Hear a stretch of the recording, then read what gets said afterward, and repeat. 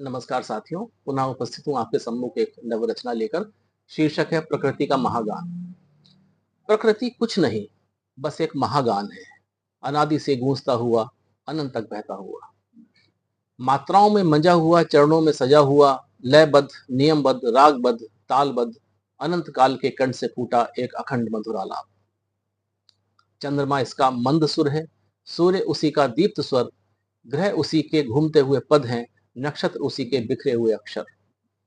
है भोर का अपना राग, सांझ की अपनी तान, वर्षा की अपनी मृदंग ध्वनि और शरद की बांसुरी अपनी।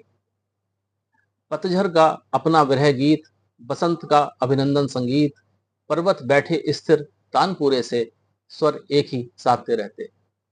और समुद्र, समुद्र तो कोई वृद्ध विशारद, जो युगों से कठिन रागों की जैसे कर रहा साधना दृढ़। कहीं कोई असमंजस नहीं, कहीं कोई भूल नहीं, कहीं कोई होड़ नहीं, कहीं कोई विद्रोह नहीं।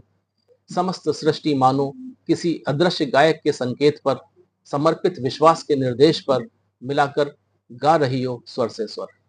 और हम भी इसी महागान के स्वर हैं, इसी विराट रचना के पद भर हैं, इसी अनंत छंद की मात्रा हैं।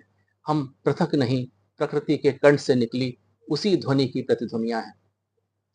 किंतु जब मनुष्य अपने ही मन का बेसुरा वाद्य निरंकुश बजाने लगता है, तब काल की यह लय छोड़ जब वह काल की यह लय छोड़ अहंकार की धुन पकड़ लेता है, तब राग टूटता है। तभी मन में व्याधि उतरती है, मन में उद्वेग जागता है।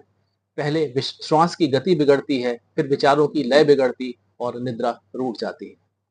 अंततः मन का सारा संगीत कोलाहल में बदल जाता है और प्रसन्नता का पक्षी आंगन छोड़ उड़ जाता है।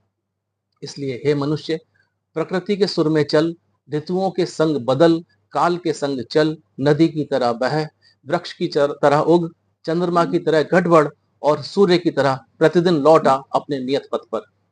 स्वर का सौंदर्य अलग सुनाई देने में नहीं है, समग्र गान में घुल जाने में है। जिस दिन तेरे श्वास की लय प्रकृति की लय से मिल जाएगी, उस दिन तेरे मन का राग काल रागनी संगति बांध लेगी। तब जीवन ढोया नहीं जाएगा, मधुर लय में गाया जाएगा। तू स्वतंत्र नहीं है और यही तेरा सौभाग्य है। तू इस विराट संगीत का एक स्वर मात्र है। सत्य यही है, प्रकृति एक सरगम राग है और हम सब उस सनातन संगीत सागर के अस्थायी अथवा अनित्य नहीं, अपितु अनिवार्य अक्षर हैं। अनिवार्य अक्षर है। धन्यवाद।